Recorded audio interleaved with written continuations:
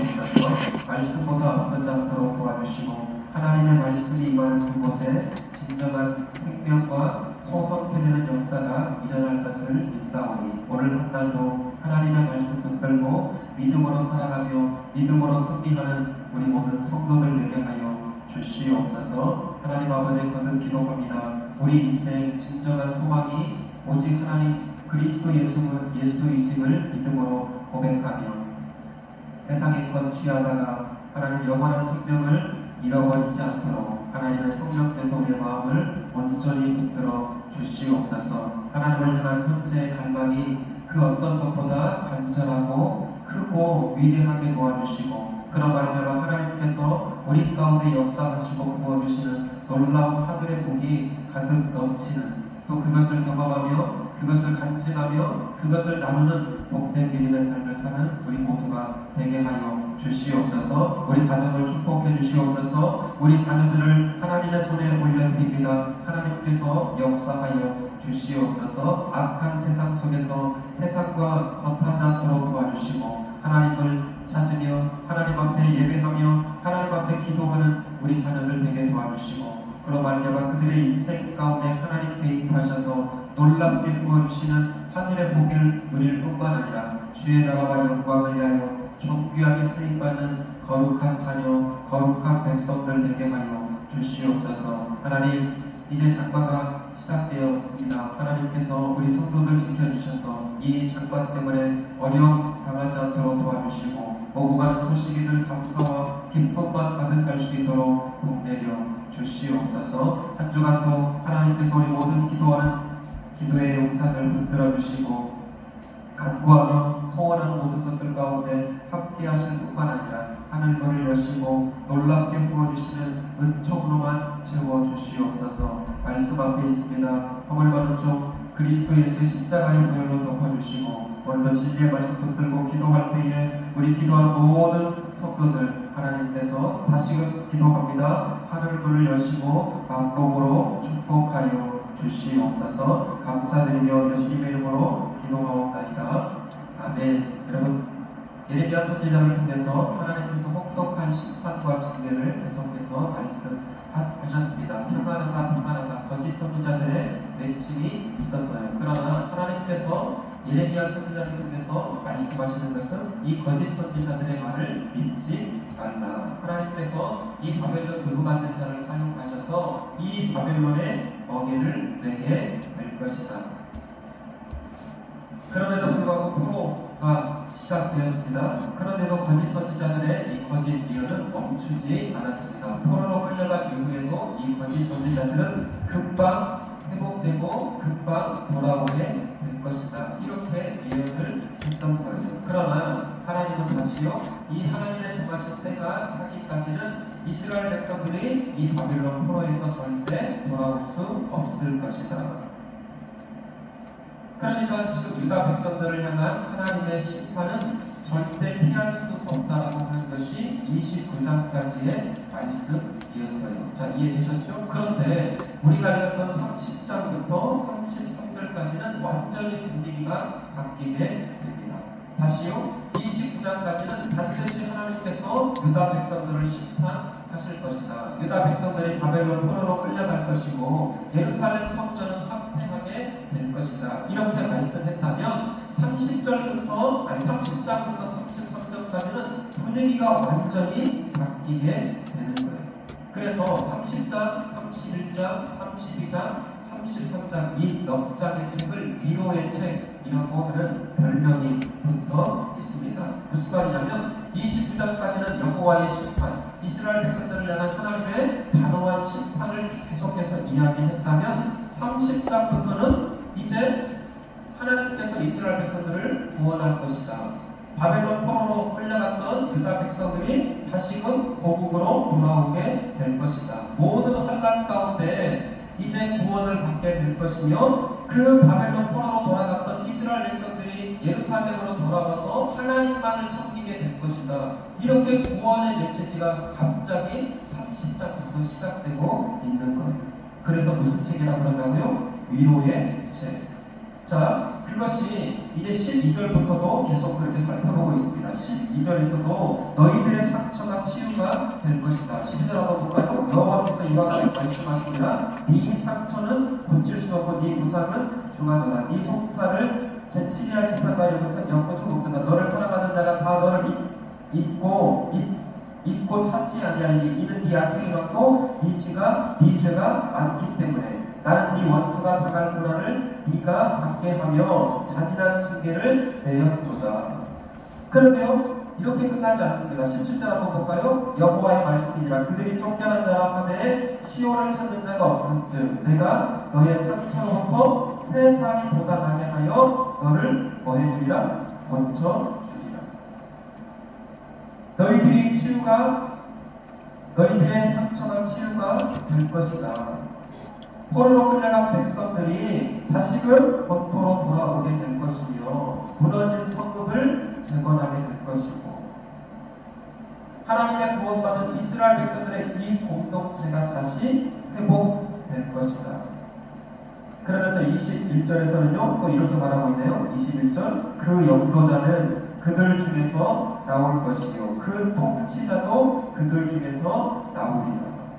다시금 새로운 지도자가 세워지게 될 것이다. 어제 말씀에도 있었죠. 다시요 오늘 큰 그림으로만 이렇게 말씀을 드리겠습니다. 29장까지 하나님의 진노, 하나님의 심판, 바벨론 포로가 피할 수 없다라고 하는 이 하나님의 엄청난 심판이 있었어요. 그런데 30장부터는 아니다. 너희들의 상처가 회복될 것이다. 다시 바벨론 포로에서 이 고국으로 돌아오게 될 것이다.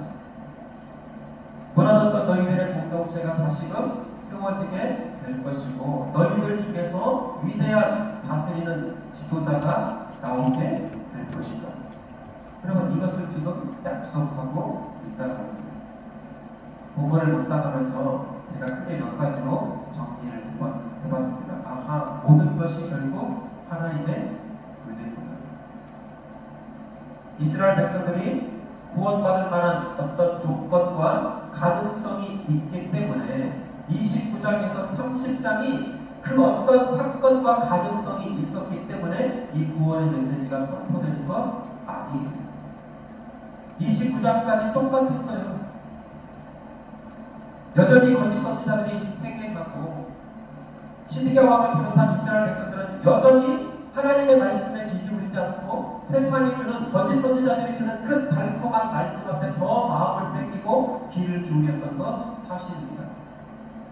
그런데 어떻게 갑자기 30장부터 하나님의 이 구원과 위로의 메시지가 등장을 하고 있던가요? 인간 편에서 노력한다는 그런 것도 없어요. 그냥 하나님의 은혜입니다. 두 번째, 그렇기 때문에 구원은 절대 인간 편에서 시작되거나 이루어질 수 있는 것이 다 아니다. 구원은 철저하게 하나님께서 은혜 주셔서 하나님께서 찾아오셔서 하나님께서 만나주셔서 하나님께서 돌이켜 주실 때만 그제서야 비로소 우리가 불을 들어서 하나님을 바라보고 하나님께로 향하고 하나님을 통해서 하나님을 우리의 입술을 통해서 나의 주 나의 하나님으로 고백할 수 있다. 구원은 절대 인간 부분에서 해결되는 것이 아니다.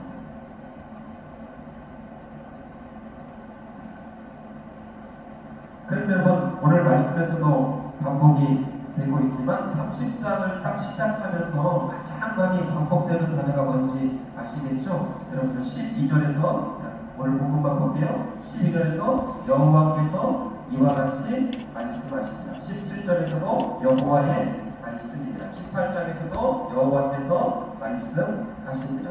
21절 맨 마지막에도 여호와의 말씀이니라. 앞에 1절부터 11절까지도 여러분 찾아보세요. 여호와의 말씀이니라. 여호와가 말씀하십니다. 계속 하나님의 말씀이라고 하는 것이 반복되고 있어요.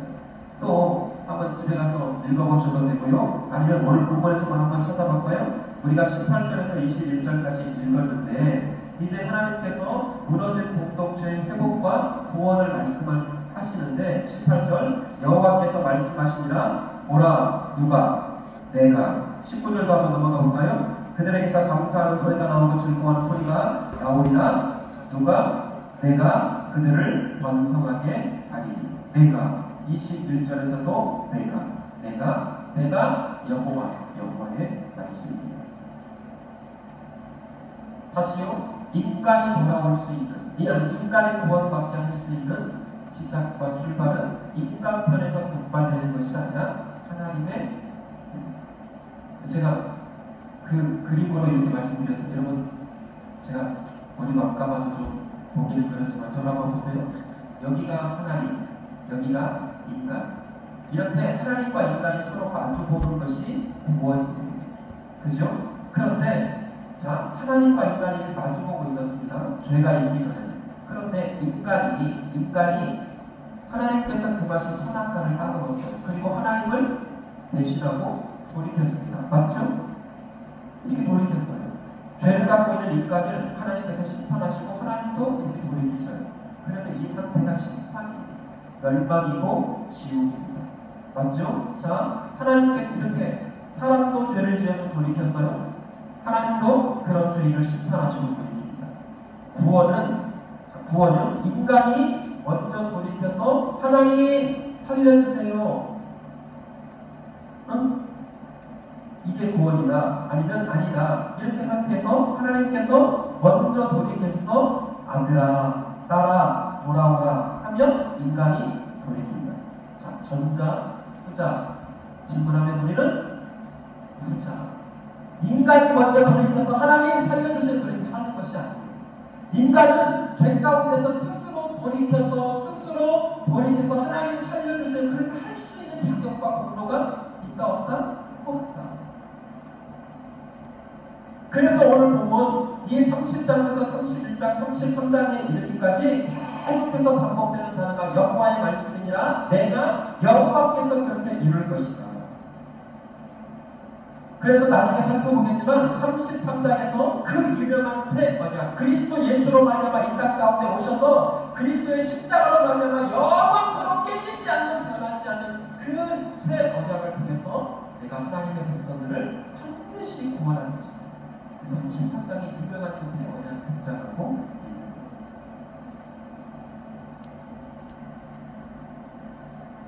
여러분, 성경은 구속사입니다. 결국 하나님의 이 놀라운 구원의 약속은 그리스도 예수를 답보로 하시는 말씀이었어요.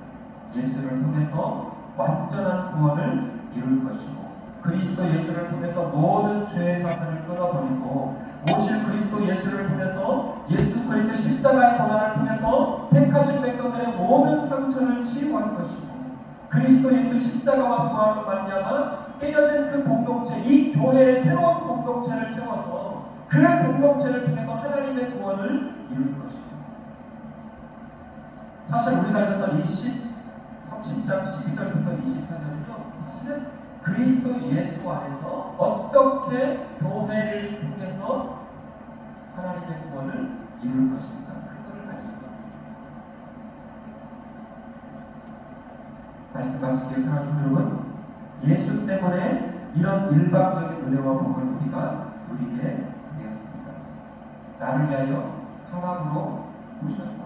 여러분, 사람으로 오신 것 자체가 기적이에요. 어떻게 신이 사람이 될 수 있어요? 사람이 대가 되는 것은 그건 아무것도 않고 될 일도 없지만 설령 된다 하면 그거는 기적이 아니에요. 비적은 비적을 되는데 근데 창조주가 사람이 되나요? 나를 위하여, 우리를 위하여 이 땅에 오셔서 고난과 멸시를 당하셨습니다. 우리의 모든 죄짐을 대신 지시고 십자가에 죽으셨어요. 그 십자가에 죽으시고 부활하심으로 우리에게 영원한 생명을 허락해 주셨어요. 신앙생활은 처음부터 끝까지 예수로 시작해서 예수로 끝나요. 다시 말씀드립니다. 자격이나 공로가 있어서 아니에요. 허물과 죄로 죽었던 너희를 살리십니다. 허물과 죄로 우리는 이미 죽었어요. 어떤 목사님은 그래서 고기 덩어리라고 시체였어, 시체. 그런 분들을 살리셨어요. 그래서 성경은 우리의 죄보다 하나님의 은혜, 하나님의 사랑이 훨씬 컸기에 그 사랑과 그 은혜로 구원받아 오늘도 살아가는 그 백성이 되었다면 그 은혜 앞에 어떻게 반응하지 않을 수 있겠냐? 어떻게 하면 하나님을 기쁘시게 할 수 있습니까? 밤의 생각에서 부활하신 예수 그리스도를 만났던 사도 바울이 그 예수 그리스도 앞에 던졌던 두 가지 질문, 여러분들 사도행전 기억하시죠? 두 가지 질문. 첫 번째가 주여 누구십니까? 나는 네가 박해하는 나사렛 예수이다.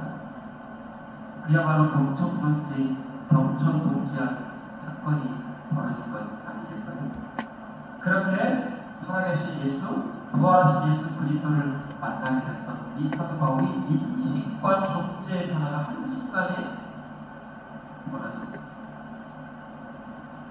자기가 알고 있었던 구약의 그 그리스도, 그 그리스도가 나사렛 예수일 거라고는 감히 생각도 못했는데 그 다메섹 도상에서 부활하신 예수를 찾아오셔서 만나주신 그 사건은 인식의 모든 삶의 가치와 철학 그 모든 것이 일순간에 바뀌는 사건. 그렇게 살아계신 예수님을 만났던 사도 바울이 그 다음 던졌던 질문은 주여 내가 무엇을 하리까? 가라, 내가 너를 이방인을 향한 복음의 증거자로 보내노라. 여러분, 모든 것이 하나님의 은혜입니다. 그 은혜로 살아가는 것은 언제 어떻게 우리가 천국 갈지 모르잖아요. 더 감사하시고, 더 찬양하시고, 더 예배하시고, 하나님과 깊은 인격적인 관계를 통해서 하늘문을 여시고 놀랍게 부어주시고 축복하시는 하나님의 은혜가 있기를 예수님의 이름으로 축복합니다. 하나님을